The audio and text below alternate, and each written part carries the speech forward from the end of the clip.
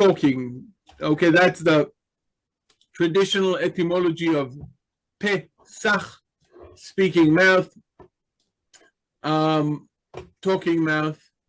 And this is directly related to the biblical commandment of Vehigadeta levincha. You should tell your son, and the text that we use is the Haggadah, really etymologically connected to that commandment. Vehigadeta levincha. You should tell your son at that day. So we have to tell the story of the Exodus. Again, one of the things that David Ben-Gurion spoke about, he said to American leaders about the Mayflower. He talked about the Mayflower and the Exodus and how Jews are much more familiar with the details of the story of the Exodus than Americans with the Mayflower. We know what they ate, when they left, where they, So that was his way to speak to the American soul about the connection and the story of the Exodus and how we're connected to our forefathers arriving to the land. So the Magid, or the Haggadah, speaking, okay, the heart, the core of the Seder. And the Seder is formulated as questions and answers. Again, related to both biblical concept of V'hayaki yish'alecha bincha machar lemor mazot, and it shall so happen when your son asks you the following day, but generally speaking, contextually speaking, in the future, what is this? And then you should tell him that God delivered us from Egypt by the might of his hand and by his extended arm and so forth. So the question of asking and answering is already mentioned in the Bible, but it's also connected with that Greco-Roman way of asking. I had a student, and he wrote me, an email by the end of the course, and he said he loved my Socratic way of teaching, of asking questions. Okay, and that's a very Jewish thing. They say one guy came to his Jewish friend and asked, "Why do you Jews answer every question with another question?" Why not? So his friend said, "Why not?"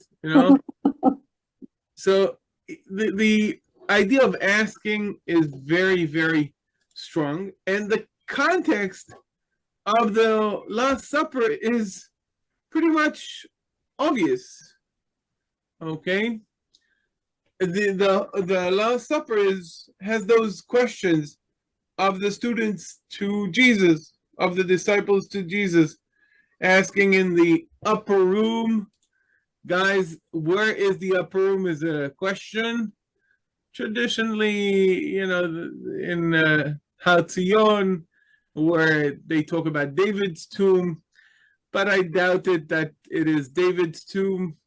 I also have my doubts about this being the upper room, but never mind. Everybody goes there. It's nice. So that's the upper room, and where they have the Seder night, and they're all asking questions. Okay. One question we already mentioned. Who is the person who's going to betray Jesus? Okay. But the questions are not just about identifying Judas and the dipping that we've mentioned, the dipping of the karpas with the salt water, or the dipping of the matzah and the maror with the charoset, okay, matzah, maror, and the dipping that Jesus is talking about. It's not just connected to eating, but connected also to asking questions. And also, where are you going? Okay. How do we know the way? And other questions, depending on the different Gospels again. So the idea of asking questions, asking, answering, is really part of the essence of the Seder night, it's not a coincidence that we open the Haggadah with Nishtana. Right?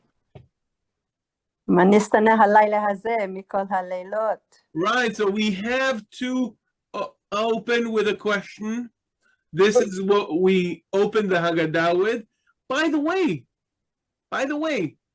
even if you're sitting alone, according to Jewish law, you have to ask yourself and answer. It's not just, oh, it's a nice way of learning. It's part of the legal procedure of that night, asking questions. Even if you know the answer, even if you're just sitting by yourself, having to do the Seder alone, you ask a question, and you start it by asking questions. And you ask by asking questions about what you see. Why is this night different than all other nights? You know the stories. You know Rabbi Sachs of blessed memory. You know the story about him.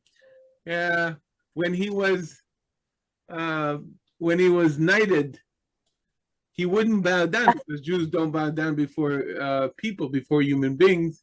So he kind of leaned. So the queen asked, "How is this night different than all nights?" Right? That's the joke about that. Yeah.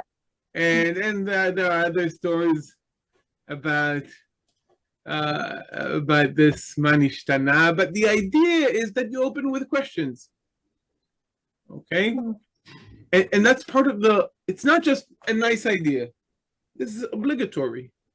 So the questions in the Last Supper are part of that very strong tradition of asking and talking. Okay? That's a bit about that.